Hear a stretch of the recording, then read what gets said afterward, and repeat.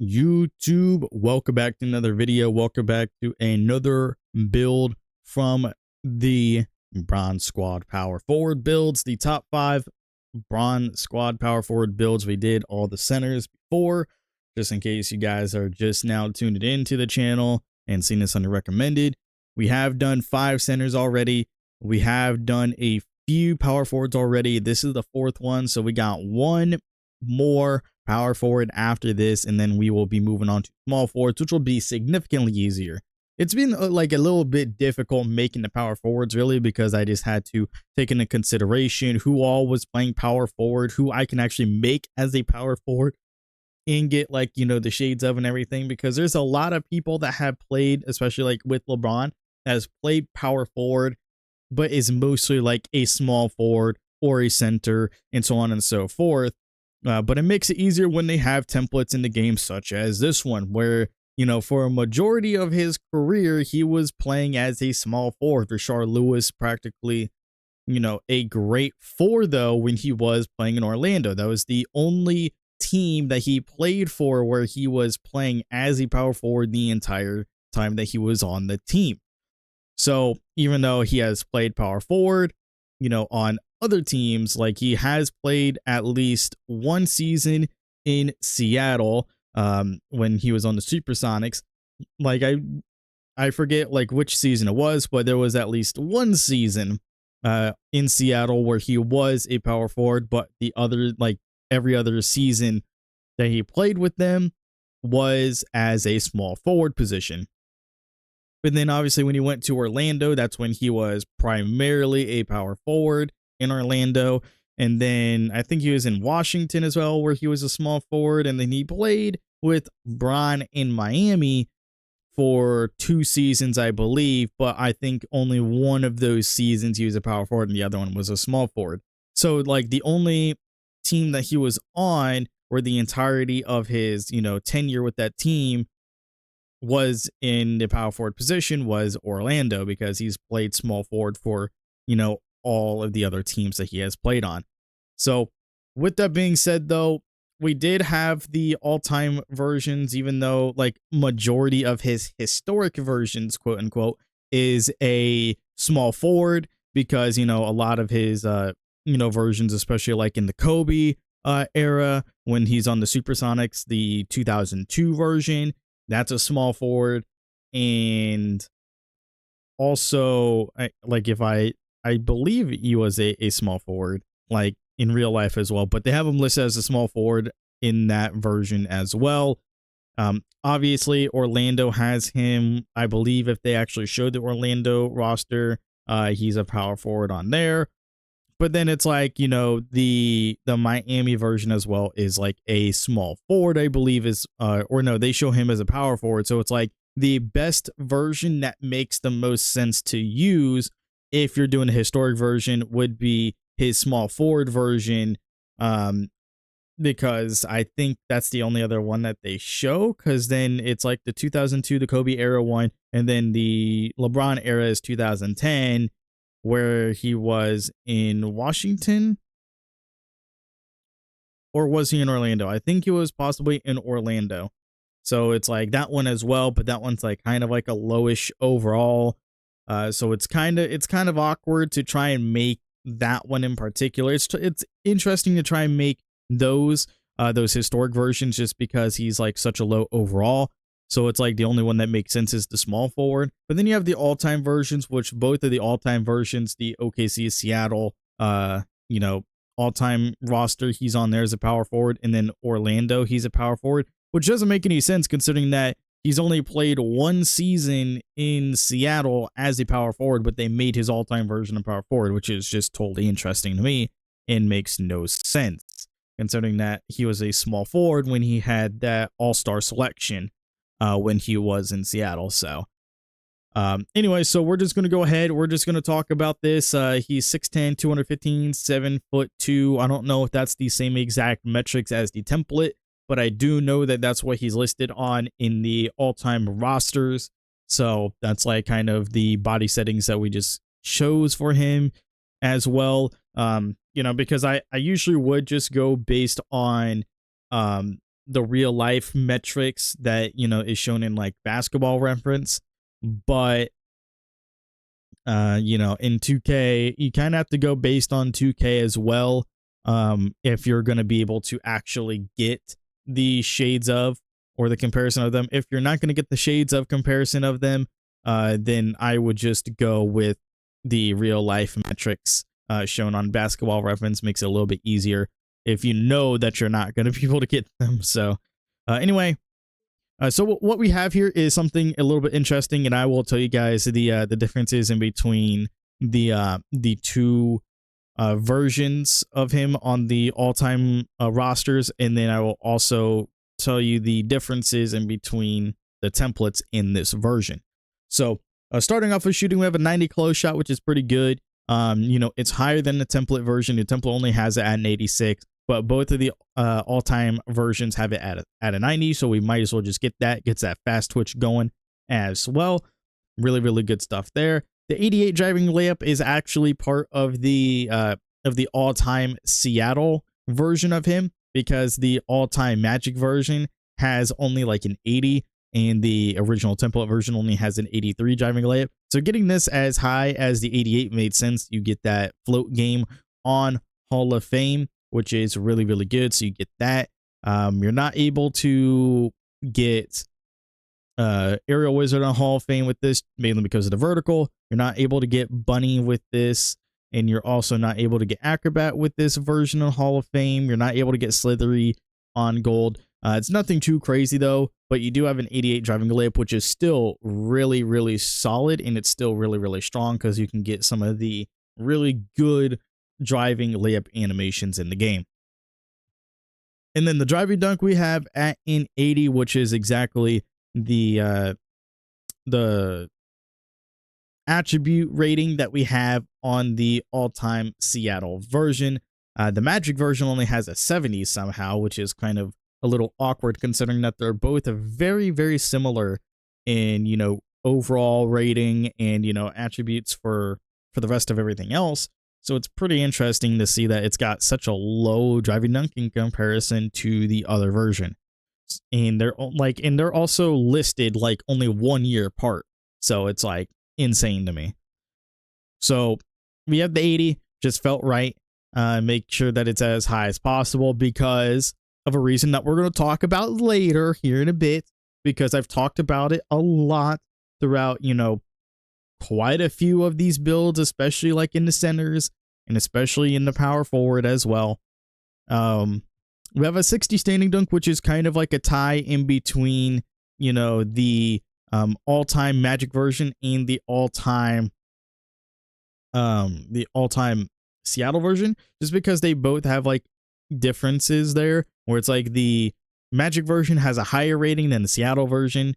So it's like the Magic has a 65, the Supersonics version has a 50, and also it's like the template has like a 75 driving dunk, and then the standing dunk is a 72, which I understand what the 72 is. The 72 is strictly for the fact of getting Rise Up. But in my personal opinion, I just don't personally see Rise Up being a necessity, or even having a standing dunk in general being a necessity, considering that you are primarily a stretch player. You're primarily playing as a stretch, but with the ability of being able to drive and score in the paint with driving layups and driving dunks. So you have that 3-level ability. So it's not like you are going to be standing underneath the basket specifically trying to do standing dunks. You are going to be using your driving ability with obviously other attributes that we'll be talking about later when we talk about the playmaking. But in this situation here, I just decided to make it a 60. It just felt right just to make it a 60, like an even 60 there. So that's just what I set it to. We have a 69 post control. Nice. That's just because both all-time versions have it set at a 69. If I really wanted to, I could have just dropped it down to a 67, because that's what is needed for that post playmaker, which you can obviously do. I just don't know what else I would put, you know, these attributes into other than, you know, free points, because it's like free points and like the stamina is probably like the only places I would put it. So something like this is like something that I would do. But the mid range, or I should also say post control for the template, is a 76 for some reason. I don't know why they have it so high, considering that on both all-time versions he doesn't even have it in the 70s, so it makes no sense to me. So we have the shooting practically for both mid-range and three-pointer as high as possible. We're not going to be able to get it exactly how it is with the all-time versions, and it's going to be, everything here is practically right now exactly the same, even the 90 free throw as well, which I'm not too 100% worried about the free throw, but it's there. Everything is exactly the same as the template, and it's as high as we can get it, even though the free throw rating of both of the all-time versions is only set to an 84, but it's a free throw. It's not like it's going to matter too much. So for playmaking, this is what I'm going to be talking about the most here. We have a 77 pass accuracy. Both all-time versions have the same exact ratings when it comes to pass accuracy and ball handling. There's some differences in between the speed with ball ratings. So we'll talk about that when we get to it. But they both have a 75 pass ac and a 78 ball handle. Now, we're not able to get the 78 ball handle, but we get a 76, which is still pretty fucking good, pretty damn strong, if I may say. But with the 75 pass accuracy, we might as well just try and get that up to a 77, just so we can get that A, relay passer badge on silver, which is pretty strong, and then B, trying to get that needle threader badge on bronze. And then the 77 is practically the perfect. I've talked about this before on plenty of my build videos in the past, over this past, few months. So I've literally talked about it where it's like, it's insane how, the 77 pass accuracy is one of the best, if not the best breakpoint. If you're like a non-dimer or anything like that, you're not worried about, getting the best pass accuracy of all time, but you want to have a little bit of a pass accuracy so you can be reliable, then having a 77 is literally the best breakpoint because of needle threader. And then as you can see, the next breakpoint that you get is at an 82. So it's like the 82 is what you get here for touch passer. You need an 83 for special delivery, 89 for relay. You need an 83 with also a post control for post playmaker, 84 for needle threader, 89 for dimer on gold, 86 for break starter. You need an 87 for bailout. So with that being said, the next breakpoint is literally an 82 for touch passer. They, like the template, gave us an 82 for that touch passer, but it doesn't really give us anything else here. So that's just a lot of wasted attributes where we go from an 82 down to a 77, where we are actually saving attributes when the only thing we're sacrificing is silver touch passer, which is not even going to be that big of a deal. And then the ball handling, we have it at like a 76, 75 is what is required for killer combos. But, with everything here, we have unpluckable on at least bronze. We have big driver, guys, on Hall of Fame. I've talked about big driver before, and I've literally said it before. Big driver should only be a badge that is utilized if you have a good driving ability. So, like a driving layup, like a driving dunk. If you have like a really good driving dunk and driving layup, then use it. But I've also said before, especially when talking about Chris Bosh and, like all the other ones, it's like, I personally don't think that the badge is that great. I personally haven't, really experienced a big driver to be very useful or having even seeing it proc much at all on, my team or anything like that. So perhaps if you guys know how to utilize it to its max potential, then here you go. But me personally, this is like a badge that I don't really see being useful. Like I said, it's really only useful if you have a driving ability, because it specifically says chances of a blow by when attacking close to the basket. You're not going to attack the basket and do a standing dunk. you're going to be attacking the basket and using that momentum to get either a driving dunk animation, especially like a contact meter dunk, because you get the blow by, so they're on your hip, so you can get like a better dunk animation off of it. Or you get the blow by, you get in front, and then you do like a simple little layup, so you don't just, have to do like a crazy dunk animation or anything like that. Perhaps you're on one side, so then you get the blow by, and then you go up for a reverse layup or something like that. Whatever the situation may be, that's the way that I see it working if you guys know how to actually utilize this badge to its fullest potential. So everything else that we do have, physical handles is pretty solid. We have triple strike on at least silver, so that's pretty good as well. Blow by on at least bronze, so we have that for our perimeter game. But for the most part, this is practically for the sake of getting some decent animations from the dribble, the ball handling, I should say. So we get some decent animations there. And we also get physical handles and big driver in Hall of Fame.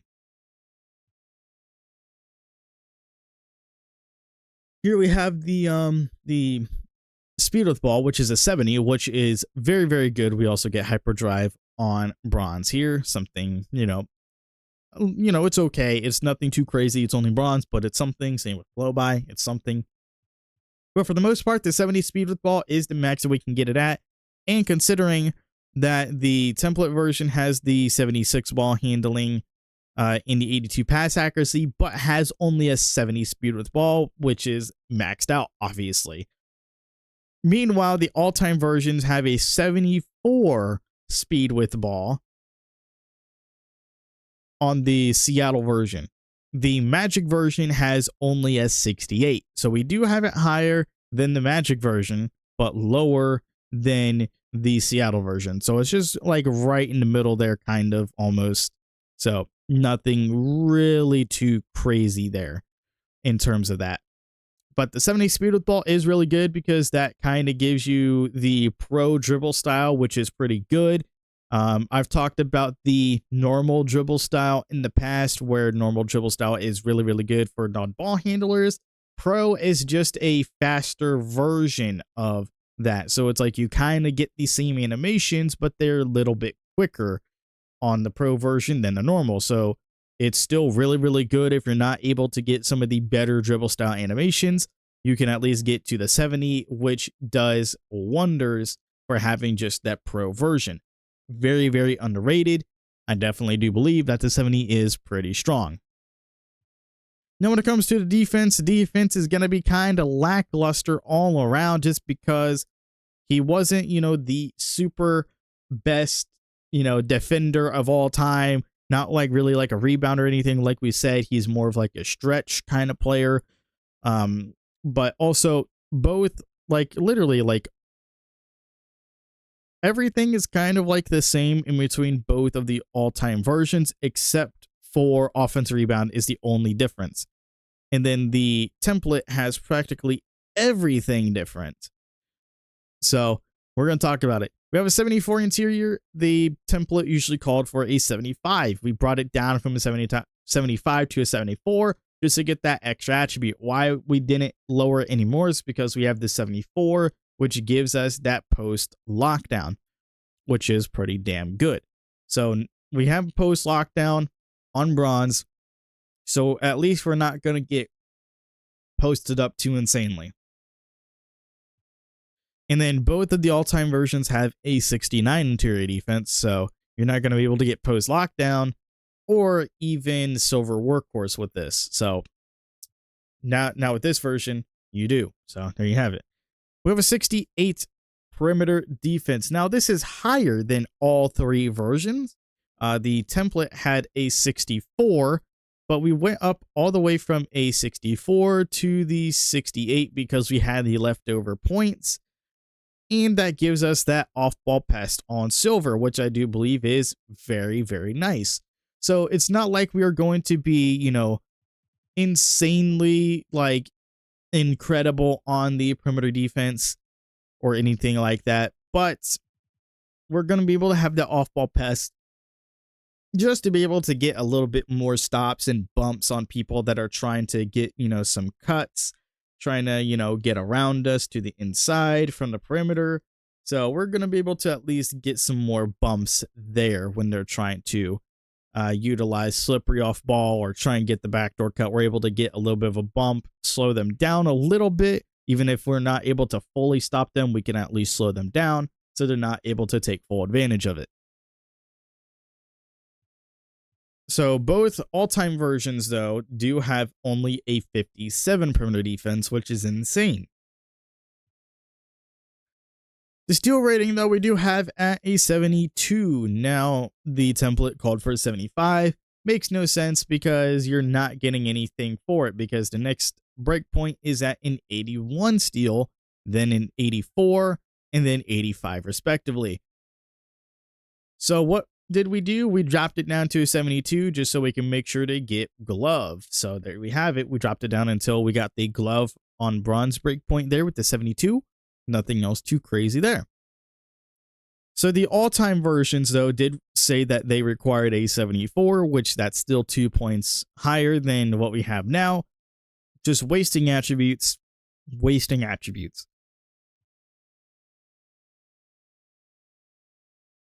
Now, here we have the block rating at a 60. So the template version called for a 59. It's just 1 extra point higher. Nothing too crazy there. But we do have it set to a 60, and the template had a 59. And both versions, both all-time versions, had it at a 53. So it's a little low. So we just increased it a little bit. So it's like we're not able to get anchor or chase down artist or anything like that. But for the most part, we can still get some blocks. Not like we're going to be insane and get a lot of them, but we can get some blocks at least. And then the offensive rebound we have at a 50, which is exactly the same as the all-time Magic version. The all-time Seattle version has a 40, and then the template has a 60. Now, obviously, I dropped it down to a 50 because you don't really necessarily need the 60. So we dropped it down to a 50, the all-time Magic version. So that's exactly the same there. But the defensive rebound is a 63. The template called for a 70. Now, the 70 doesn't really get you anything, so I just dropped it down to a 63, considering that's what both all-time versions have it set to. So there we have it. We have that exactly the same as both versions. Practically like the only thing that we have set exactly the same as both versions, instead of just one or the other or close enough.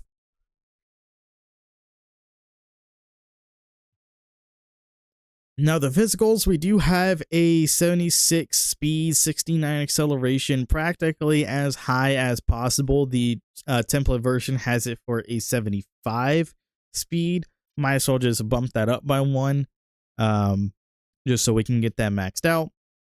The thing is, the all-time Seattle version has it at an 81 speed, 80 excel, which is super, super high. And then the all-time Magic version has it set to a 74 on both the speed and excel. So the speed and excel is maxed out for us on the template as much as we can. We have it 1 point higher on the speed than the template, but we have it as high as we can possibly get it, meaning that we are practically closer to the all-time Magic version with this one, because we're not able to get a 70 plus acceleration, which is super, super unfortunate that we're not able to get it any higher, because I would like to have it at least somewhat higher. But hey, we at least get a 69. Nice. The strength is a 74. The template called for a 75. The reason why we didn't do a 75 is because you really get nothing. As you can see here, you really get nothing just for having it at a 75. Like, there is no breakpoint for the 75. We do, however, get that bulldozer breakpoint at a 74, so we just brought it down by the 1 point and then kept it. Although, both all-time versions did have it set to a 70, so we have 4 extra points there, meaning that's pretty damn good.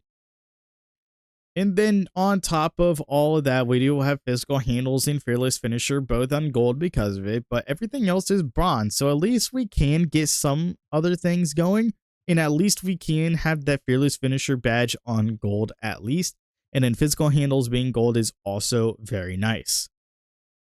Now with our vertical being a 75, it is higher than the template. The template only called for a 70. It's lower than the all-time Seattle version because that one called for an 80. However, the all-time Magic version is a 75. So we have that exactly the same there. Now, the main difference here is just the fact that we have the 75. And the reason why is just so we can get some more animations going for us, especially on the dunk animations. So that's practically the main reason why we have it, is just so we can get some better animations there. And also being able to utilize Aerial Wizard a bit more as well. Because if we just kept that at 70, we wouldn't get Aerial Wizard on gold. In fact, you could have just kept that at 72, but I felt like the 75 just made a lot more sense in terms of some of the animations that we could be getting. And then we have a 98 stamina. All three versions, the template and the all-time versions, had it a 90 across the board. Insane. But we were able to bring it up to a 98 earlier, as you were able to see when we brought our post control down. So there you have it. We have it at a 98 maxed out. If we didn't bring it up at all, like I'll show you guys here, if we didn't bring it up at all from like a 90 or a 92, which we had it at a 92 originally, if we just kept at a 90, we would not get workhorse on silver. So we brought it up to a 92, but then because we dropped our post control down, we were able to bring it all the way up to a 98, maxing it out pretty much. So this is practically the all-time Magic Rashard Lewis. We also got Keegan Murray and Tobias Harris here. Makes a little bit of sense there because considering that they're both shooters, pretty much same as Rashard Lewis. But we do have Rashard Lewis here, as you can see, the all-time Rashard Lewis from the Magic. So there you have it, guys. Let me know what you guys think in the comment section below. Make sure to leave a like on this video if you guys did enjoy. And also, if you guys have any builds that you guys want to see, let me know in the comment section below. Anyway, that's going to be it for me. I'll see you all in the next one. Later, everybody.